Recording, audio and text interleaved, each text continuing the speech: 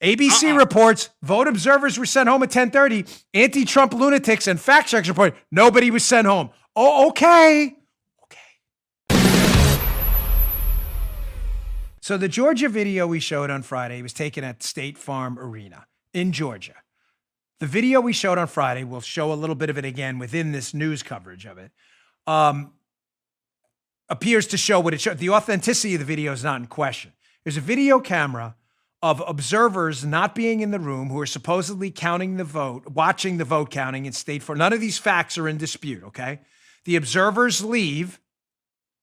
Vote counting continues.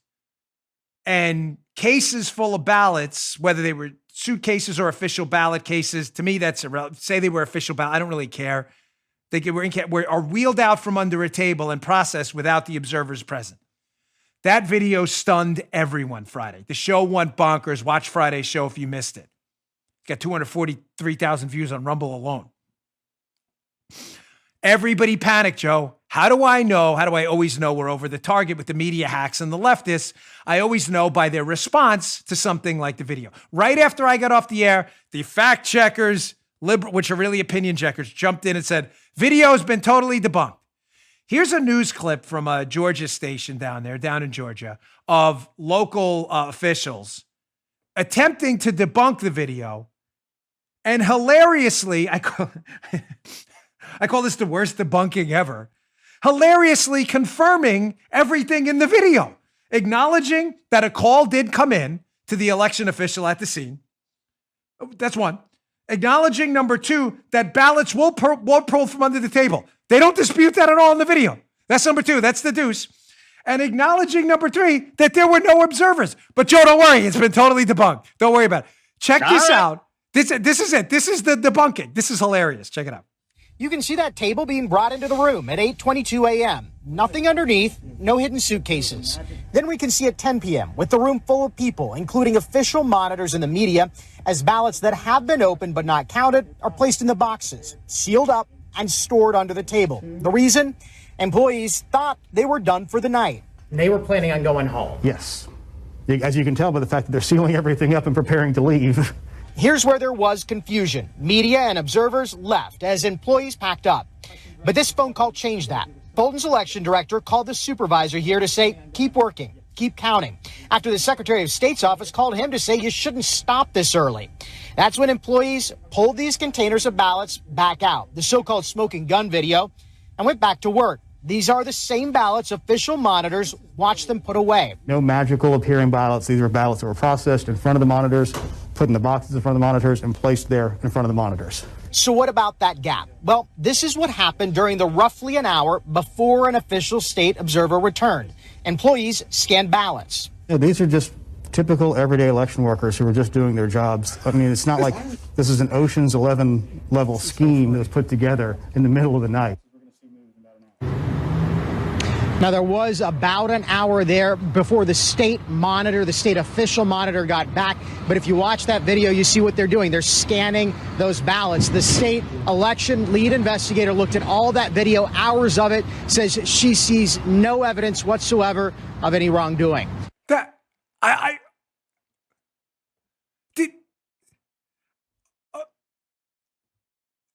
don't understand how that's a debunking. Trump supporters like me have said observers were not there for an hour while ballots that were suspiciously stored under a table were then in fact counted, all of which is confirmed by a local news report that claims to debunk what we said. Paula, Joe. Did you hear what I just heard? They don't discredit any of that. They're like, yes, there was an hour window where there was no observer. Yes, they claimed they were going to stop counting and continued counting. And yes, the ballots were taken from under the table. But don't worry, after I finished the show on Friday and was doing my elliptical because my knees hurt and I can't run anymore.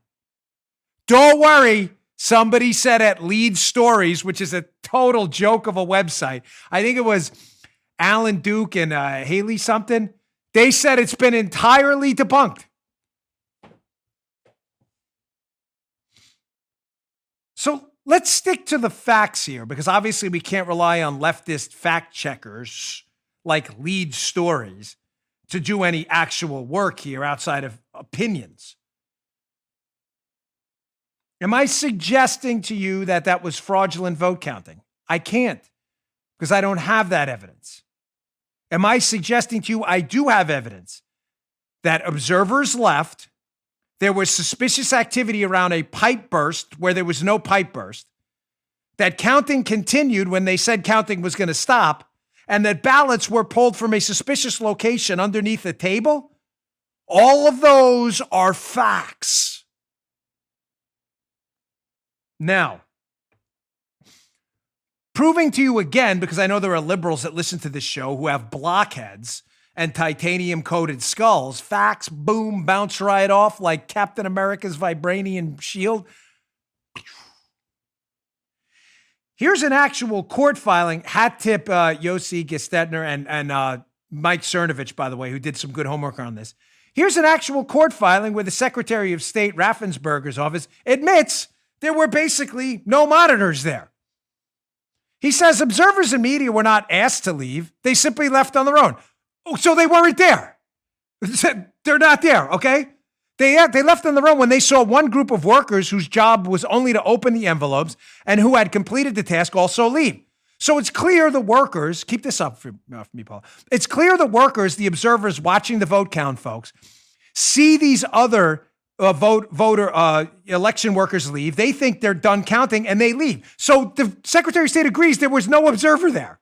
It's in the court filing. Then it goes on at the end. When the counting continued later in the night, those boxes were opened so that the ballots inside could then be counted.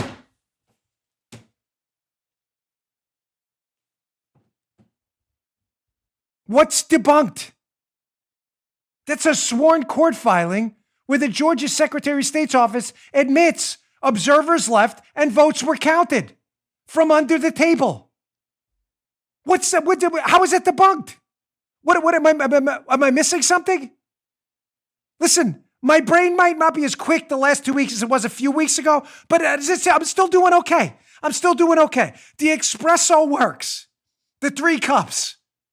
The Jura makes great press house coffee in there. Freebie. I'm doing okay in the processing speed. What's RAM stand for? It could be random access memory. My wife's a genius. Is that what it stands for, RAM? Hey, my RAM is okay.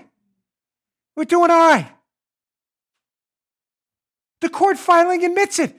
Now, the Federalist, the great Molly Hemingway, has an outstanding piece. I know I was going to go to let me go to the ABC because I would drive my poor wife crazy. Let me stick in order. People in Georgia who are anti-Trump hacks are still insisting that the observers were not sent home, that we're supposed to watch the vote count late into the night with the ballots from under the table. They're still insisting that that's been debunked. Why did ABC News then tweet this? Look at the date on this tweet. 11/3/20. Joe, I'm just going to double check with you as the audience ombudsman. Mm-hmm. That is election day, correct? 11/3. Paul is nodding her head too. Thank you, Joe. Always there for me in the clutch. 11:34 p.m. This is an actual tweet, not a joke, from ABC Politics. At ABC Politics, you can scroll down their Twitter feed if you'd like to see it yourself. Again, the anti-Trumpers saying nobody was sent home. No observers were sent home while counting happened. Quote, ABC News Politics on election night at 11:34 p.m. Eastern Time. New. The election department sent home the ballot counters at State Farm Arena in Atlanta at 10:30 p.m. Regina Waller, the Fulton County Public Affairs Manager for Elections, tells ABC News.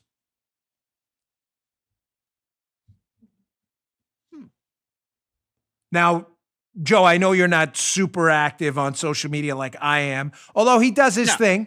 Either is Paula. I got to get her sometimes a post. She posted a cool picture of the doggy on her parlor, by the way, just for a side note. But Twitter loves to put this tweet is disputed. The election. Yeah. Why is that tweet not in dispute? Twitter, I'm a Jack Dorsey. You're into dispute. Your anti-Trump people are saying we're making this up, that vote observers, election observers were sent home. So if ABC's telling us that the election supervisor told them they sent the vote observers home, then why is that tweet still up? Is that fake news? Is that in dispute? I don't get it. Because, Joe, again, just checking, these two things can't be true at the same time, that vote observers weren't sent home and vote observers were sent home. Yeah, very difficult. Yeah, very difficult. Probably impossible. Thank you. Yeah.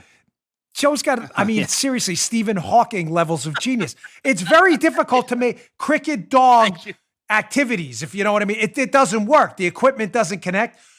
ABC reports vote observers were sent home at 10:30. Anti-Trump lunatics and fact checkers report nobody was sent home. Oh, okay.